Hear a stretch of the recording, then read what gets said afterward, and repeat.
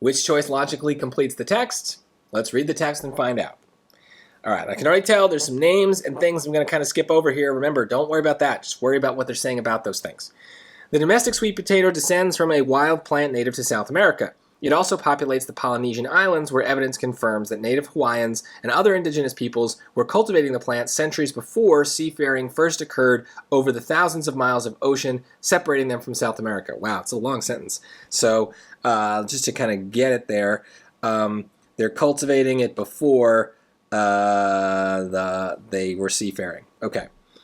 To explain how the sweet potato was first introduced in Polynesia, this botanist and colleagues analyzed the DNA of numerous varieties of the plant, concluding that Polynesian varieties diverged from South American ones over 100,000 years ago.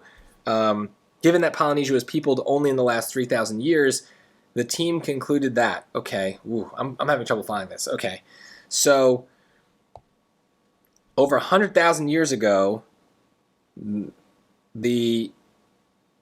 was the divergence, but the Polynesian people only in the last 3,000 years.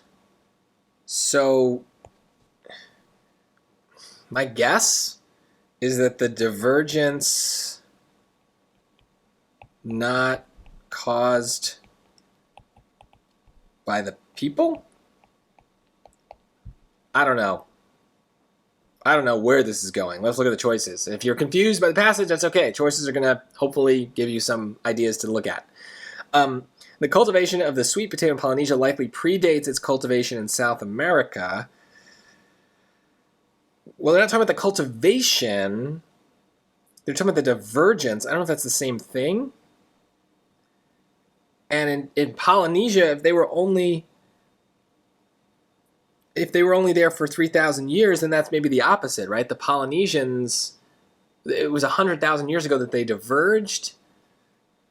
I don't understand this choice. Let's move on. Polynesian peoples likely acquired the sweet potato from South American peoples only within the last 3,000 years. No, because they diverged earlier than that. So if they diverged a long time ago, then it's not like the South Americans just like gave it to the Polynesians, because then it would be the same thing. So it diverged before they were separate people. This is weird. I don't know. This is wrong. See, human activity likely played no role in the introduction of the sweet potato in Polynesia. Okay, that's kind of what I was going for. That seems right. Let's look at D. Polynesian sweet potato varieties likely descend from a single South American variety that was domesticated, not wild. No. Okay, and now even with D being the wrong answer, I still understand the question much better because of D. What they're saying here is like, the plants split apart for whatever reason, and having nothing to do with people, right? Do they ever say when the South American people were even there? No. Native to South America. Yeah, I don't see it. Right? They're not even saying when people were in South America to even have sweet potatoes. So, whether they are kind of leading us to assume it's 100,000 years ago, but I don't think that's right. And they certainly never say it. But what they're basically saying is like, okay, if the people didn't get involved here, if all this divergence happened long before people were in Polynesia, or maybe even in South America, then this is not like a crop thing. This is just like maybe a potato fell in the ocean, went across the islands, and then now it's a new potato. Like, I don't know. But domesticated means that it's grown by people. And so even if it's from a South American variety, it wouldn't have been domesticated because they're not saying that there are people in South America to do that domesticating. So this is adding in a piece of information that's not there. So it's definitely C.